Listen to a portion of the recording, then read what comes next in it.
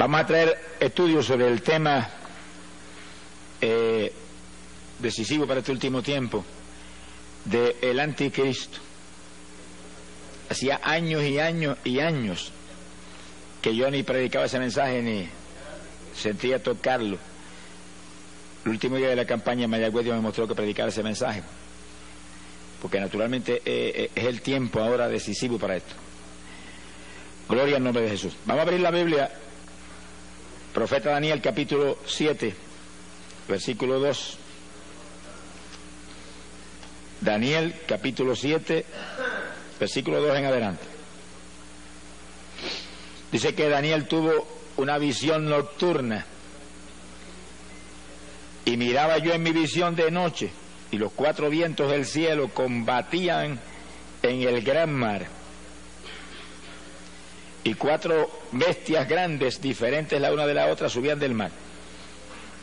Esa fue la visión de Daniel. Cuatro grandes bestias que subían del mar. Y dice, verso 4, la primera era semejante a un león. Verso 5, la segunda semejante a un oso. Verso 6, la tercera semejante a un leopardo. Hay traducciones que dicen tigre. Y el verso 7 dice, y la cuarta bestia era espantosa y terrible, en gran manera fuerte, la cual tenía unos dientes grandes de hierro, devoraba y desmenuzaba, lo que sobraba lo hollaba con sus pies. Era muy diferente de todas las bestias que vi antes de ella, y tenía 10 cuernos. Sea bendito Señor Jesús. Antes de seguir adelante, vamos a aclarar, ¿verdad?, que Daniel en esa visión nocturna estaba teniendo una revelación de Dios, mostrándole 4 imperios mundiales que surgirían en esos días. Desde los días en que él estaba vivo hacia adelante aparecerían esos imperios. Y el primero que Daniel vio semejante a un león era el imperio que estaba en esos días en pie, imperio de Babilonia. Entonces Daniel estaba ahí influenciando de forma notoria continuamente. El oso era el imperio de Media Persia, que fue el que derrocó a Babilonia cuando Belsasar murió de repente. Apareció ese imperio de Media Persia entonces en escena. El leopardo, el imperio de Grecia, que quitó al de Media Persia y se instalaron ellos. Y luego la bestia espantosa y terrible, el imperio de Roma, que vino después de Grecia. Nada que, fíjense cómo describe ya en detalle, de los demás no da tantos detalles como con esto. Tenía dientes grandes de hierro, devoraba todo, desmenuzaba, lo que sobraba lo pisoteaba. Tenía 10 cuernos sobre la cabeza. Ahora, la palabra cuerno en la Biblia implica rey o poder para reinar. El profeta Daniel, varios pasajes explica eso. Que sí, que esos 10 cuernos eran 10 reinos que aparecerían al final de la edad. Y entonces Daniel vio, versículo 8, que mientras él contemplaba esos 10 cuernos, apareció otro cuerno pequeño que salía entre los 10, delante del cual fueron arrancados 3 cuernos de los primeros. Y aquí que este cuerno tenía ojos como de hombre, una boca que hablaba grandes cosas. Así que era específicamente un rey, un hombre que surgiría de esos 10 reinos y tomaría dominio de ellos. Eso vamos a ver detalles en todo sentido en cuanto a eso. Daniel se interesó tanto en esa bestia espantosa y los 10 cuernos, y el otro cuerno es otro rey que aparecía entre los 10, que preguntó que le dieran más detalles sobre eso. Entonces Dios le habló detalles adicionales de los 10 reinos que surgirían de Roma y el rey que se levantaría y tomaría dominio de ellos. Eso sería para el fin del tiempo. Ahora, Apocalipsis 17, verso 12, nos habla de eso. Apocalipsis 17, versículo 12 y 13. La Biblia dice, los 10 cuernos que has visto son 10 reyes. Dice como lo que le dije, que la palabra cuerno implica rey o poder para gobernar. Que aún no han recibido reino, pero recibirán autoridad como reyes juntamente con la bestia. Dice como por primera vez al rey ese que sale entre los 10, la Biblia le llama la bestia. Verso 13 dice, estos tienen un mismo propósito y entregarán su poder y su autoridad a la bestia. Así que los 10 entregan su poder a ese rey que se levanta en medio de ellos y lo levantan a un relieve mundial extraordinario. Apocalipsis capítulo 13 vuelve y habla de ese hombre terrible que tomará dominio de esos 10 reinos que salen del imperio que antes se llamaba Roma. Y Apocalipsis 13 verso 2 dice, el dragón le dio su poder y su trono y grande autoridad. Así que el diablo es el que está metido en el asunto y le pasa todo su poder a ese hombre. Y el verso 3, al final del versículo, dice, se maravilló toda la tierra en pos de la bestia. Y sí, que aunque él tiene 10 reinos ahí, que surgen de donde estaba antes Roma, no pierdan eso de la mente. Aunque ahí que está el epicentro de su gobierno, dice que toda la tierra se maravilló y se fue en pos de la bestia. Así que ahí caerán en el lazo todos los países, Estados Unidos, Rusia y países de todos lugares, la China, etcétera. Creerán en ese hombre y en una u otra forma le respaldarán. Versículo 5. También se le dio boca que hablaba grandes cosas y blasfemias. Así que el hombre es un enemigo de Dios. Blasfema el nombre de Dios, pero habla grandes cosas. Se le dio autoridad para actuar 42 meses. Y esos son 3 años y medio exactos, conforme al calendario profético de Dios. Por 3 años y medio tendrá autoridad para actuar en la forma violenta en que él va a actuar durante su reinado. Y el verso 7 dice algo inquietante. Se le permitió hacer guerra contra los santos y vencerlos. Y sus 42 meses son la gran tribulación en toda su plenitud. Que sí, que hay de los que se queden, alabado sea Dios. Es uno de los puntos que usan los que hablan que la iglesia pasará por la gran tribulación, para decir que la iglesia pasa por la tribulación, porque ahí dice que el anticristo peleará contra los santos y los vencerá, pero está hablando de los que se quedan, no está hablando de los que se van. Sea bendito Señor Jesús. De eso veremos detalles, ¿verdad?, bíblicos después, bien claros y precisos, pero anticipándonos a eso, ¿verdad? Hay de los que se queden, porque hará guerra contra ellos y les será dado vencerlos. ¿En qué forma los vencerá? Apocalipsis 6, versículo 9. El apóstol San Juan lo vio en visión. Dice, vi bajo el altar las almas de los que habían sido muertos por causa de la palabra de Dios y por el testimonio que tenían. Es un pasaje de la gran tribulación en todo su apogeo.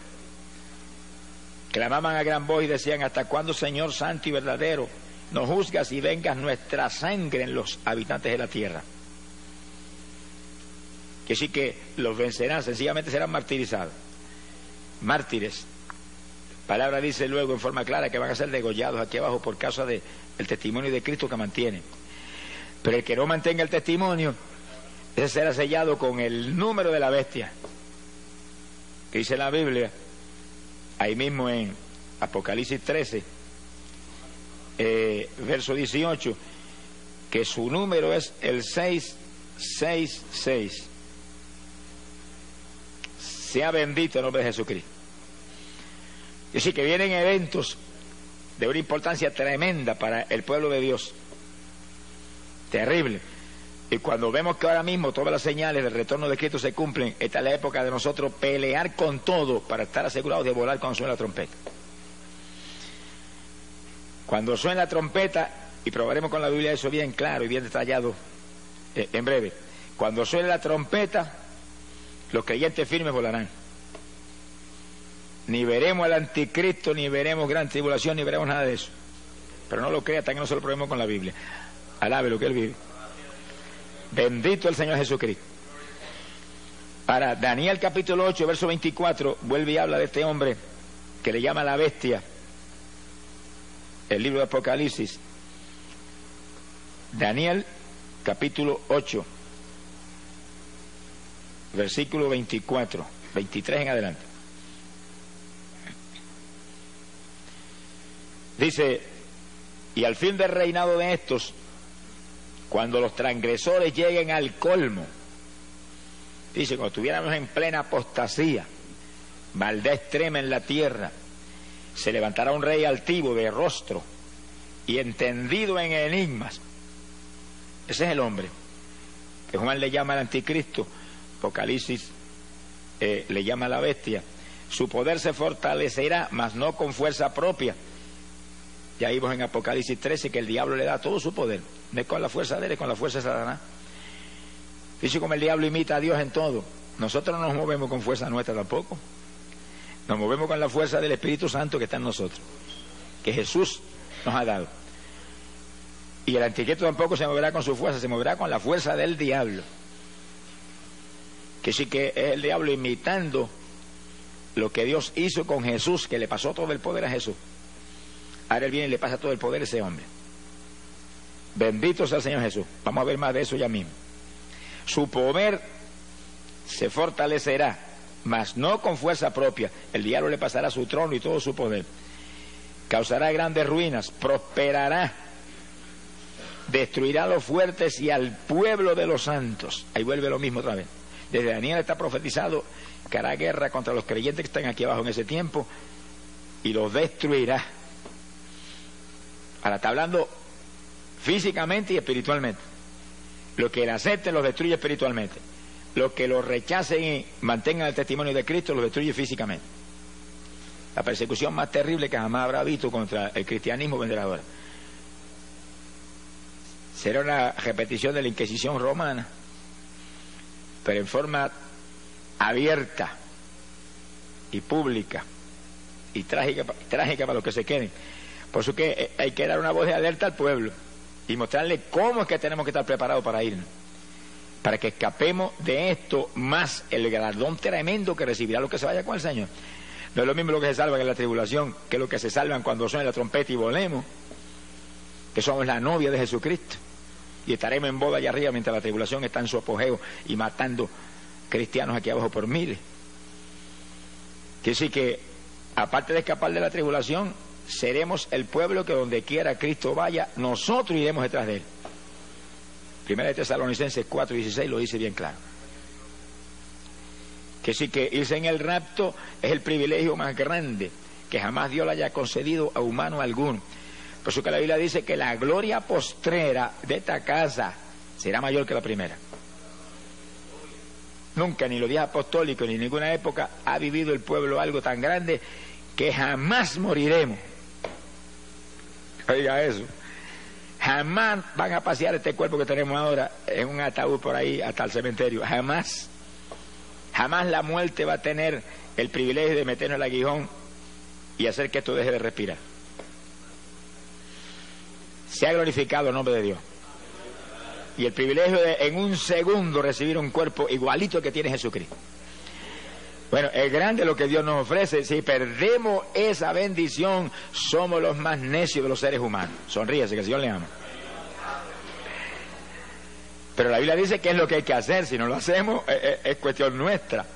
Dios siempre dice lo que hay que hacer. Luego usted tiene un libre albedrío y yo también. Si queremos hacer otra cosa, pues allá nosotros. Pero si hacemos lo que Él dijo, escaparemos y no veremos nada de esto que estamos hablando ahora. Sea bendito el Señor Jesucristo. 42 meses, son 3 años y medio, ahí es la gran tribulación. Cuando todo el poder de ese hombre satánico se va a desencadenar sobre la tierra. Y viene tercera guerra mundial en esos días. Y viene terremoto mundial en esos días. Y plagas y hambre y granizo como jamás se ha visto. Por eso fue que Cristo dijo que si no acortare esos días, ninguna carne sería salva. Esos días pondrán en peligro la vida de toda la población del mundo. Lluvia radioactiva que caerá. Ahora, el Señor va a intervenir a tiempo para que haya sobrevivientes. Y esos sobrevivientes se añadirán al reinado de Cristo que se establecerá. Pero con cuerpo como este. Olvídese, aquí lo grande es la novia de Jesucristo. Lo grande es la novia del Cordero, aquellos en cuyos corazones está establecido ahora mismo el reino de Dios. Bueno, lo de nosotros tan grande, mire, que es realmente extraordinario, ¿verdad? Increíble. Cuando Jesús, hablando de Juan el Bautista, dijo que no había nacido profeta de vientre de mujer más grande que Juan. Sí, que Juan era lo más grande que jamás se levantó como profeta. Bueno, fue el que preparó el camino del Señor y el que anunció un cambio de dispensación de la ley a la gracia. Y sí que realmente fue algo extraordinario. Sin embargo, Jesús dijo estas palabras tan inquietantes: pero el más pequeño en el reino de los cielos es más grande que Juan. Todos los que están aquí lavados en la sangre ahora mismo, llenos del Espíritu Santo, viviendo en santidad, son más grandes que Juan. Alabe lo que él vive. Bueno, eso es extraordinario, pero fue lo que Jesús dijo. En el reino de los cielos, el más pequeñito es más grande que Juan. Juan nunca tuvo lo que tenemos nosotros: ser novia de Jesús, esposa de Jesús. Era el amigo del Señor. Pero más grande es la esposa que el amigo. Alabe lo que él vive. Porque la esposa es una sola carne con el esposo. Somos el cuerpo de Jesús. Somos un solo espíritu con Jesús. Somos el cuerpo de Jesucristo aquí abajo. Jamás nadie en el Antiguo Testamento tuvo ese privilegio.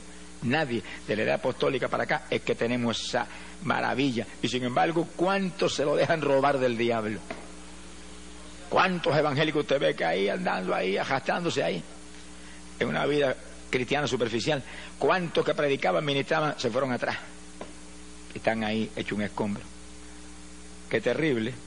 Cuando tenemos algo tan grande, ¿por qué luchar? Y usted ve la gente inconversa cómo se matan por conseguir una profesión encomiable, ser un gran profesor de universidad, o un gran arquitecto, o un doctor en medicina, y se revientan años estudiando y se amanecen por las noches. Y nosotros, ¿cuánto más debemos hacer nosotros por ser esposa de Jesús por la eternidad? Con un cuerpo igualito al de Él, igualitos a Él, seremos semejantes a Él cuando suene la trompeta. ¿Cuánto más debemos luchar? Sin embargo, tengo casos evangélicos hoy que si van a la iglesia el domingo por la mañana es mucho. Y otros que cuando se le antoja se ponen de pie y se van y sin acabarse el culto siguen andando. Ninguno de esos indisciplinados entrará, hermano. Sea bendito el Señor Jesucristo. Esto es un ejército. Y esto es un ejército en el cual tiene que haber disciplina mayor que ningún ejército de la tierra, porque este es el ejército de Jesucristo. Este es el ejército que va a acabar con la Tercera Guerra Mundial y va a establecer un reino de paz aquí abajo. Imagínense qué disciplina tiene que haber. Los disciplinados volaremos. Alabe lo que Él le ama. Hay poder en Jesucristo. Ahora, cuando el anticristo tome esos 10 reinos, fíjense que esos 10 reinos salen del territorio donde estaba Roma, donde vio la bestia esa espantosa Daniel. De ahí sale esos 10 reinos, ahí se establecerán y ahí los tomará el anticristo. Y surgirá el 7º imperio mundial. Vamos a explicar eso bien claro. Daniel vio 4 imperios mundiales: Babilonia, Media Persia, Grecia y Roma. 4. Pero antes de esos 4 había habido 2: Egipto y Asiria. Egipto, donde estuvo José y el que después esclavizó a los hijos de Israel, y Asiria, el que se llevó cautivo a los hijos de Israel por su desobediencia, y Dios permitió que se los llevaran en cautiverio. Que sí que hasta Roma ha habido 6 imperios mundiales. Tiene que levantarse un 7º, porque en el 7 que Dios termina sus obras. El 7 es el número de plenitud. El 7 es el número donde Dios termina sus obras. Y ese 7º imperio mundial está a punto de establecerse. Y si estamos bien en los últimos días y si Cristo está a punto de levantar su iglesia, eso tiene que estar prácticamente hecho ahora. Si no, ¿cuándo es que va a levantar el Señor su iglesia? Por eso que no hablamos con teoría, tenemos que hablar con pruebas bíblicas ahí, claras, precisas.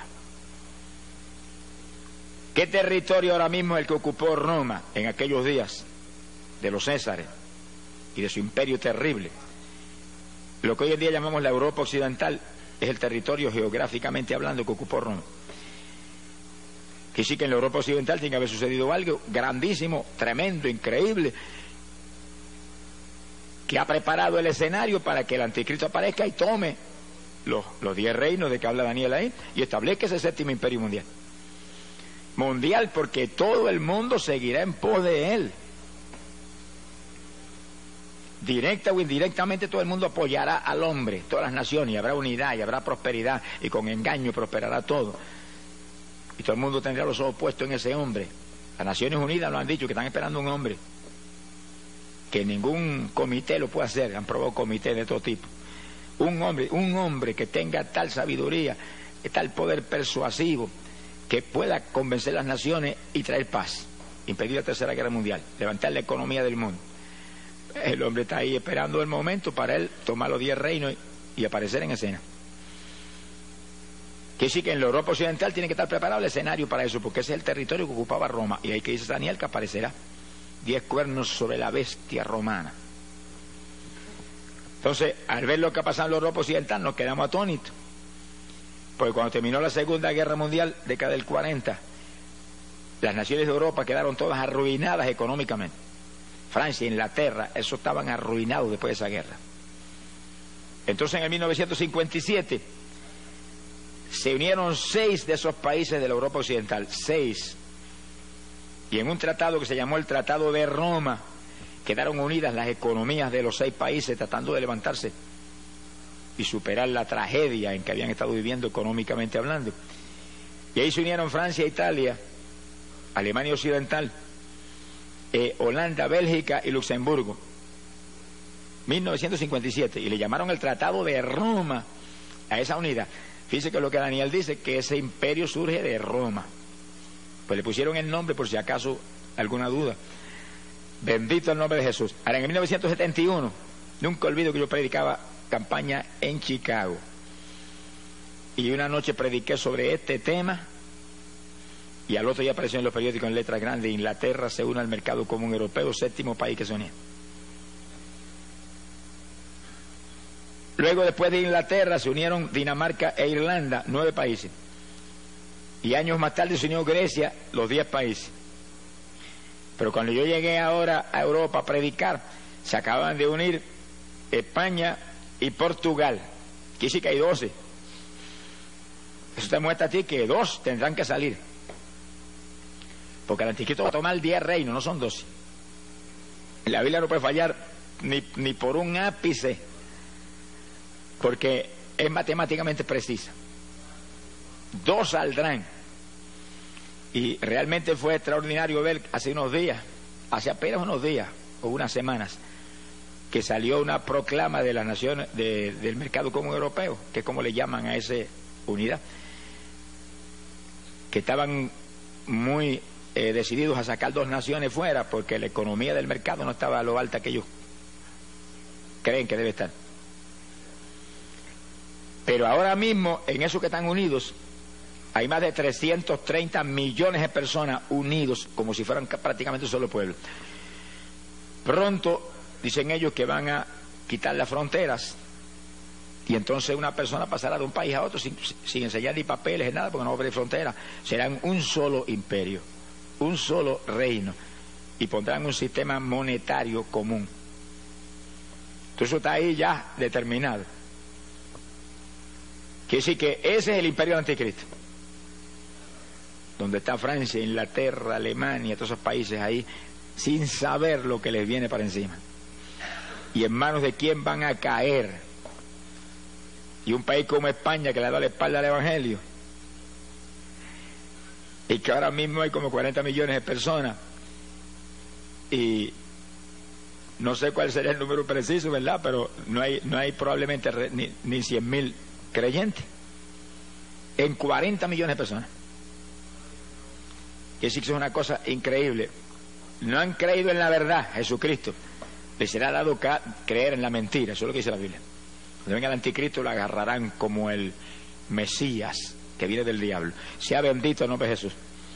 Que sí, que el ambiente está preparado, solamente que el hombre venga y agarre los 10 reinos y establezca ese gobierno, y entonces sus actuaciones, su sabiduría, su sagacidad, todos sus movimientos convencerán a las naciones que ese es el hombre que hay que ayudar y apoyar y seguir para que haya paz y se acabe la inflación y se acaben todas las tragedias que enfrentan las naciones hoy en día. Bendito es el nombre de Jesucristo. Ahora,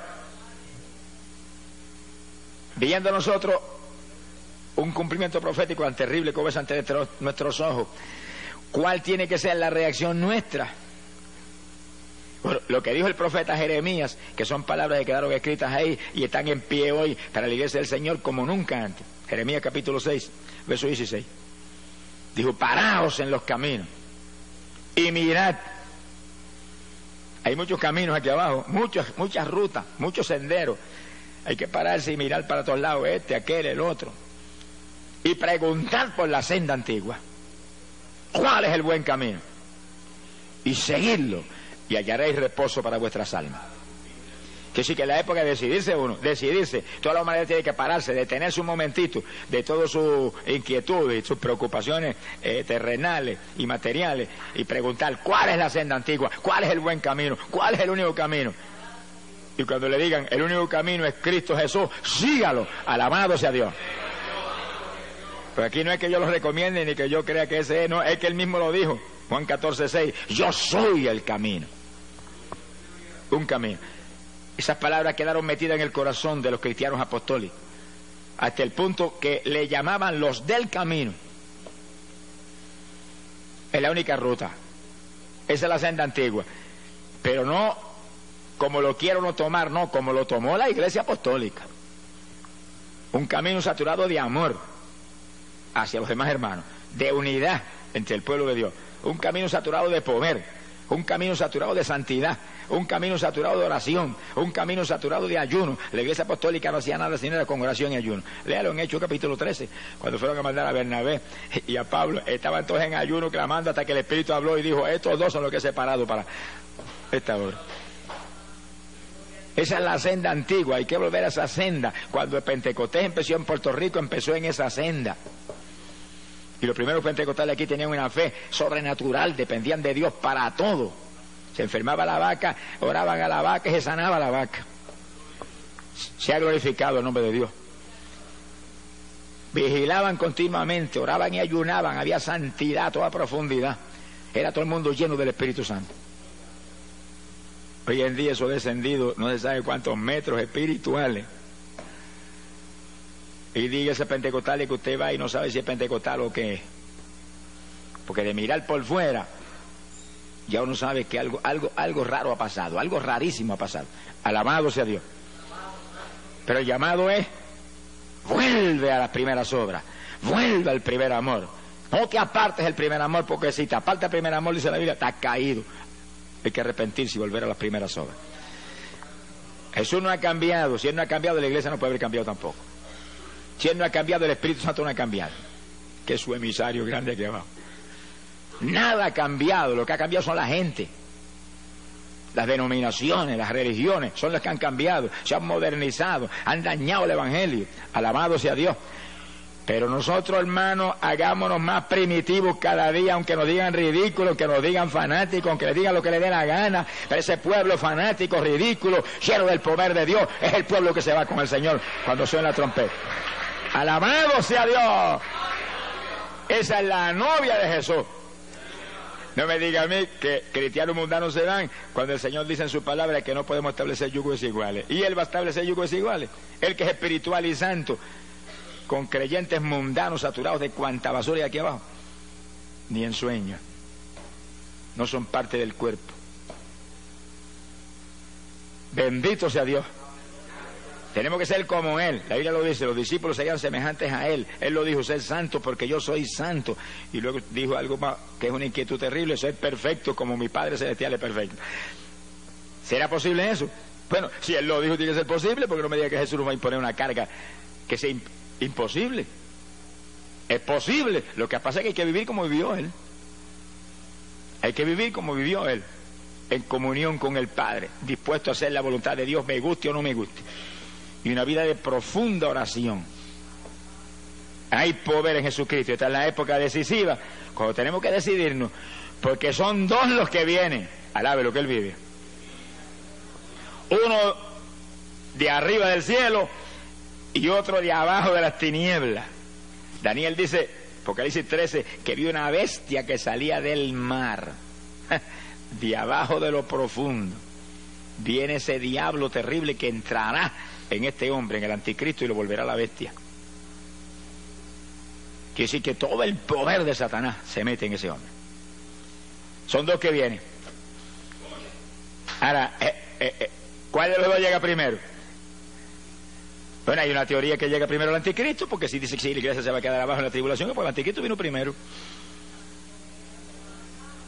Uno de los dos tiene que llegar primero, no vaya a decir que van a llegar ahí cabeza a cabeza, no. El de nosotros es mucho más rápido, no va a correr, no le va a permitir que llegue. Llega antes a rescatar su noviecita de lo que viene. Alabado sea Dios. Pero no me lo crea hasta que no se lo pruebe con la Biblia hasta la saciedad. Alabe lo que él le ama. Sea bendito Señor Jesucristo. Quiero decir que ahí estamos. El reto de nosotros ahora es entrar en el cumplimiento pleno de la palabra. Guardar la palabra a toda plenitud. La promesa del Señor para los creyentes que se quieren ir es: los que guarden la palabra de mi paciencia, esos libraré. Apocalipsis 3:10. Ese es el reto, ese es el llamado. Usted y yo tenemos que esforzarnos como nunca antes, pero el tiempo es breve, el tiempo es corto. Estamos bien en la recta final, estamos a punto de volar para el cielo con el Señor. Gloria al nombre de Jesucristo. Ahora, entrando ahora en un punto muy importante y decisivo para lo que hemos estado hablando. Cuando el anticristo aparezca en escena, la Biblia dice que se le va a sentar en el templo a los judíos. Es decir, que los judíos van a construir un templo que no está construido todavía. Eso en meses lo pueden construir. Pero cuando llegó la década del 60 y se movió hacia adelante, ni siquiera Jerusalén estaba en manos de los judíos. 20 años atrás. 20 años atrás Jerusalén no estaba en manos de los judíos. Pero en el 67 la tomaron en una guerra de 6 días. Se tenía que mover rápido, papá, porque se le acababa el tiempo. Y en 6 días se le quitaron a los árabes, que no era cosa fácil, eso fue un milagro sobrenatural, que esa gente sintieran temor y huyeran. Ahí entraron, tomaron la vieja ciudad. 67. Ahora construyen el templo en cualquier momento. Si la iglesia del Señor ve eso o no lo ve, eso no, a nosotros no nos tiene, no nos va ni nos viene. Sabemos que va a ocurrir, pero puede ocurrir antes de nosotros volar al cielo o puede ocurrir después. Lo importante es que ahí están los judíos en Jerusalén. Ahí están hablando de la construcción del templo todo el tiempo. He leído últimamente artículos de revistas importantes donde habla de la construcción del templo y que ellos están a punto de construir el templo. Y que el gobierno está con planes preparados y demás para construir ese templo ya mismo. Y que en meses lo construyen con las formas modernas de construcción que hay hoy en día, eso en meses lo tienen terminado. Ahí ellos van a restaurar toda la adoración que había en el Antiguo Testamento, con sacrificio de animales y lugar santo y lugar santísimo y todo eso, ignorando que ya el Mesías vino y una nueva dispensación está en pie y ya no estamos bajo la ley sino bajo la gracia, y que la ley se cumple ahora no en la gente carnal sino en los que andamos conforme al Espíritu. Pero ellos entrarán en ese asunto. Y entonces lo importante de esta cuestión es que el anticristo se le va a subir en ese templo y va a violar todo lo que se hace en el templo y se va a ostentar como Dios ahí. ¿Dónde está eso en la Biblia? Segunda de Tesalonicenses, capítulo 2, verso 3 en adelante. Y esto sí que es importante para nosotros, porque esta es la base de la doctrina de que la iglesia pasa por la tribulación, con una equivocación infantil. Mire lo que Pablo profetizó: nadie os engañe de ninguna manera, porque no vendrá, está hablando de la venida del Señor, no vendrá el Señor sin que antes venga la apostasía y se manifieste el hombre de pecado, el hijo de perdición. Ese es el anticristo. Ahí es que te dicen a ti: ah, no, pasamos por la tribulación, porque el Señor no puede venir hasta que no se manifieste el anticristo. Pero ahí no está hablando del rapto, está hablando de la segunda venida de Cristo. Vamos a probarlo más abajo según leamos los versículos. Está hablando de la segunda venida de Cristo, donde el Señor viene con su iglesia y acaba con la tercera guerra mundial y establece un reino de paz. Por supuesto, el anticristo tiene que venir antes que eso, porque él viene y va a destruir al anticristo y lo va a echar de cabeza al lago de fuego y azufre.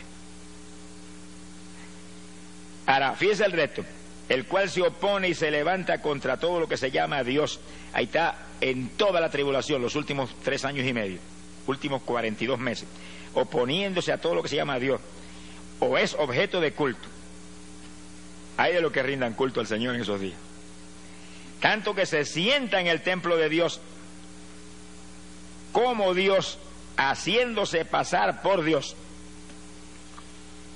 Ahí le suspende los ritos a los judíos, se le sienta en el templo y dice: aquí soy yo Dios, y se ostenta como Dios, y se forma el escándalo grande que lanza a la tierra a la gran tribulación. El gran pacificador se declara ahora como lo que es la bestia, Satanás encarnado. Mi alma te alaba, Jesús. Fíjense que el diablo imita a Dios en una forma tan profunda que en esos días levanta una trinidad: Satanás como Dios el Padre, que le da todo su poder al anticristo, su hijo espiritual satánico como él, y le da su trono, todo, igualito que Dios con Jesús. Y entonces aparece un falso profeta, que es el que va a estar al lado del anticristo, que es el que hace todas las obras, y levanta una estatua. Apocalipsis 13 habla de eso, y esa estatua tiene un poder tan terrible que la misma estatua mata a aquellos que no la adoran. Ahora no es una estatua ahora muerta con ojos que no ve como las actuales. Es una estatua animada. ¿Qué clase de demonio habrá dentro de la estatua? Imagínense. Dice que eso es una idolatría terrible, adorando al anticristo a través de esa estatua. Pero el falso profeta es el que hace las obras, como ahora. Ahora el que hace las obras es el Espíritu Santo, que no se mueve para nada si no es en el nombre de Jesucristo. Y el falso profeta no se mueve para nada si no es en el nombre del anticristo. Es una trinidad diabólica: el diablo, el anticristo y el falso profeta, imitando la trinidad de nuestro Dios. Mire que hasta el diablo sabe que Dios es una trinidad y la gente que abajo no lo sabe. Sonríase, que el Señor le ama. Y gente que se burla, dice: ah, eso es un Dios con 3 cabezas. Señor, reprenda al diablo y a ellos también. Alabado sea Dios. Es un solo Dios que se manifiesta en 3 divinas personas. Pero lo dice la Biblia: los tres una sola cosa son, un solo Dios. Jesús, la única forma visible de Dios. Dios el Hijo. El Padre, que está en el trono allá resplandeciendo. Allá veremos esa maravilla cuando entremos. Y el Espíritu Santo es el que está aquí. El Espíritu Santo es el que está aquí. Ese es el que está con nosotros. El que hace sentir a usted de vez en cuando un fueguito por acá, una corrientita por allá, como mostrando: aquí estoy. Ese es el que hace que Jesús sea una realidad en medio de su iglesia. Que se cumpla lo que Jesús prometió.